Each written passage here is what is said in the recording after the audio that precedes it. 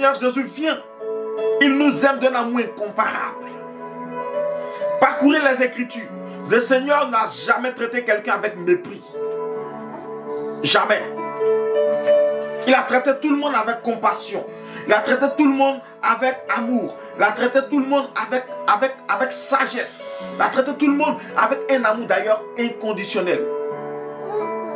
Et il continue de nous traiter avec un amour inconditionnel. Il continue de nous traiter avec un amour tellement grand. Tellement grand. Amen.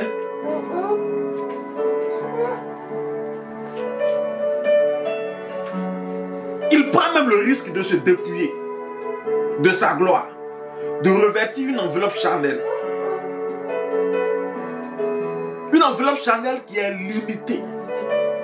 Parce que dans sa nature éternelle, dans sa nature divine, il est partout à la fois.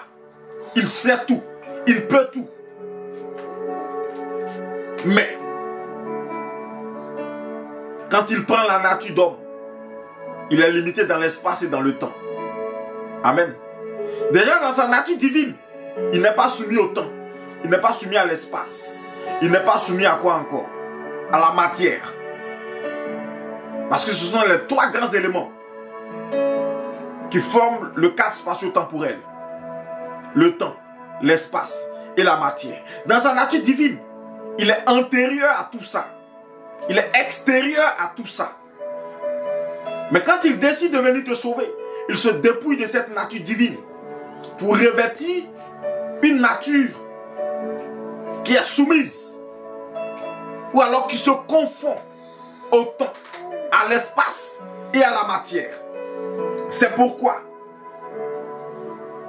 la Bible peut mentionner qu'il a des états d'esprit. La Bible peut mentionner qu'il a été triste, qu'il a été en joie, qu'il a été même en colère quand il a trouvé les marchands dans le temple. Amen.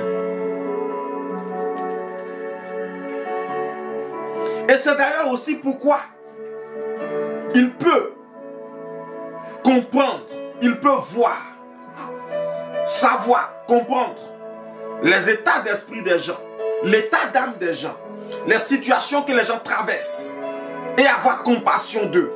C'est pourquoi il peut aussi voir, découvrir, comprendre les peurs, les doutes, les craintes des gens face aux situations. Pourtant, l'amour que lui il a pour nous est éternel. Amen. S'il y a quelque chose qu'il te faut savoir aujourd'hui, c'est que Dieu veut te voir être sauvé. La plus grande joie de Dieu réside dans le fait que tu sois sauvé. Parce que sa volonté, son dessein n'est pas que tu sois perdu. Mais son dessein, c'est que tu sois sauvé. Son dessein, c'est que tu aies une part avec lui. Son dessein, c'est que cette main qu'il t'a tendue par le sacrifice de Jésus ne soit pas quelque chose d'ignoré. Que tu ne l'ignores pas, que tu ne l'abandonnes pas, que tu ne craches pas dessus. Mais que tu saisis cette main tendue afin que tu sois sauvé. Amen. D'ailleurs, comme il a dit dans le livre de Jean chapitre 3 que nous avons cité tout à l'heure, verset 16.